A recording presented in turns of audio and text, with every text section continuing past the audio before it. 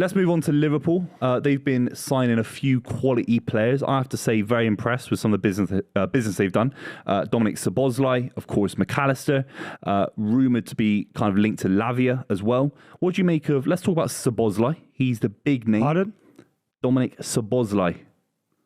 Pardon? That's how you say it. You say it now. Szoboszlai. Szoboszlai. Yeah, that's how you say it. You don't say the Z's, bro. Why are you saying all the Z's? Trust me, how I said it was bang on. No. Trust me. No. What do you make of him? Because he's What language is that? What is he? He's Hungarian. Hungarian, right? Yeah. You don't pronounce the Z, bro. What did you do? Hungarian at uni? Yeah. Yeah, exactly. Szoboszlai. You ever been Budapest? Nah, No, I have. I've heard it's I have, exactly. It says a lot. What do you make of that? Because that's more sort of presence in that squad of a kind of attacking playmaker. He's given me a little bit of the kind of Coutinho vibes. Klopp had that period of Coutinho playing there, and it's a bit more technical quality for Liverpool. What do you make of that signing? It's an interesting signing. It's obviously a lot of money for someone. But I think when you look at the business they've done now, the whole talk was, can they do Bellingham? They've spent 105 million here on McAllister and Szoboszlai. Would they have been better off buying Bellingham? No, I don't think so. No, I've thought about this, actually. I don't think so, because you take one injury to Bellingham. Real Madrid can afford to lose Bellingham tomorrow to an injury. God forbid, because I don't want anyone to get injured, of course. But now Liverpool have got two players that aren't kind of these big names. They're both young. They're both malleable to Jurgen Klopp's kind of system. I think he's going to love having both these guys in the squad. I think he's going to enjoy making them work hard for the team. And then McAllister's level can go up one. I think the Lavia one could be a game changer to their team, because Fabinho hasn't been as good recently. And if they did bring in someone like Romeo Lavia, I think it'd be a fantastic signing. You then kind of got a midfield free there ready to go. You've still got Fabinho knocking about.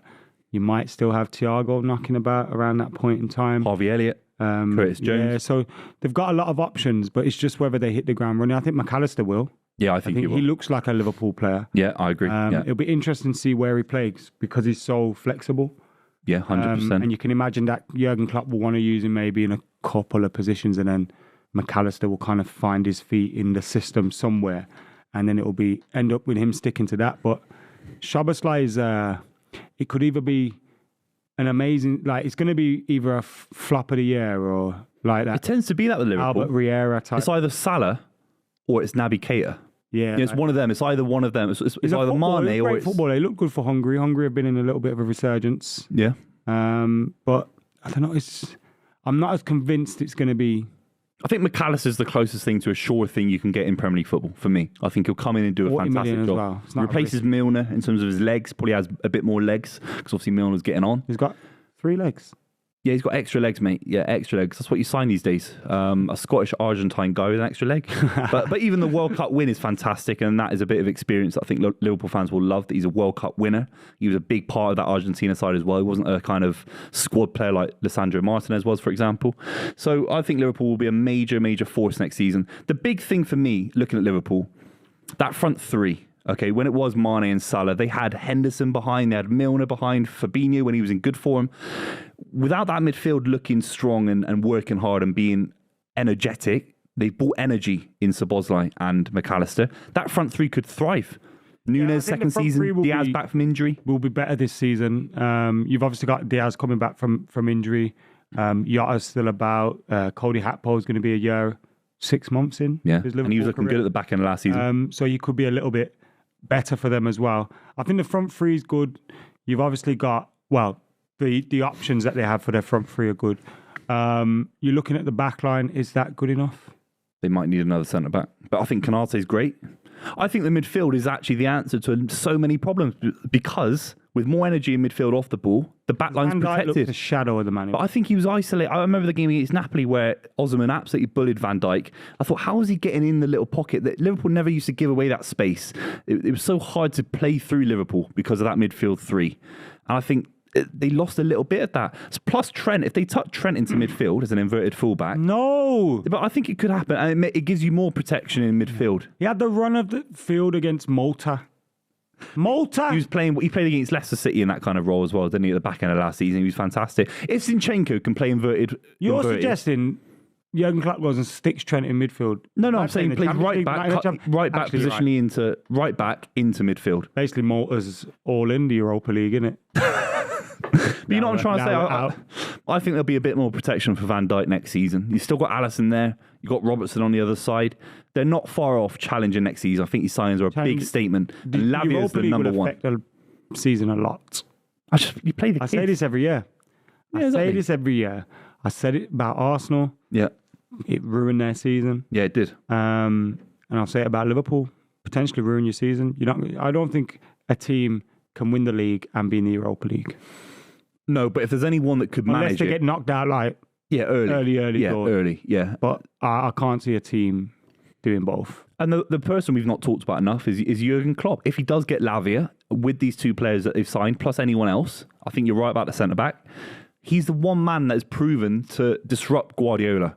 Because trust me, I'm seeing it as a City fan. We're on a roll. We could win 4 in a row next season. Seriously. I think Jurgen Klopp's got the ability as a manager to get 16, 17, 18 wins in a row in the league and win the league next season. I don't see it with Arteta. I think there'll be a big drop-off next season for Arsenal. I think they'll be disappointed with how they performed at the back end last season. I know Rice is great. I don't think United are there. Chelsea aren't. Spurs aren't. I think Liverpool with this squad, unbelievable signings. Lavia's the big one. If they can get Lavia, he was the one player I thought, wow, from Southampton. Wow, what a player. I think they'll possibly get top 4. I don't see him challenging for the league. No? No. Maybe. Who knows? Klopp is the equaliser, isn't it? Because Klopp is, without doubt, probably pound for pound best in the Premier League. Yeah, he's the pound for pound best manager in the world. So if anyone could do it, he probably can. But you do start to wonder, as well, has his fire gone out a little bit at Liverpool? Has he still got it? Does he still want it there? I don't know. They put 7 he's going through the change, so maybe they put 7 past someone last season, and I thought that was Liverpool. Who was it? Didn't it? Who was it? Got him far, didn't it? Man United. Where did he get? Yeah, Man United. Where did he get? Where did he get him? He got them a 7-0 historic win of massive significance. Take that to the Europa League with it. Have they had the best transfer window so far? Anyone that comes to mind? Nah. Villa. Arsenal have had a good one so far, I suppose. What, 100 mil on a defensive midfielder with 1 goal every 12? Who else to sign? No one. Declan Rice. Timber. Havertz, yeah, that's another player, but that's 190 million quid for I them. don't think you can judge anyone's window yet. You don't think? Everyone's window's got gaps. We're talking about Liverpool. You go, right, they need that Lavia signing and a centre-back maybe. They get them. It's them. If Man United get a striker and a goalkeeper and a centre-back, it's probably them. If City, go out and... It's so much more to go on yet.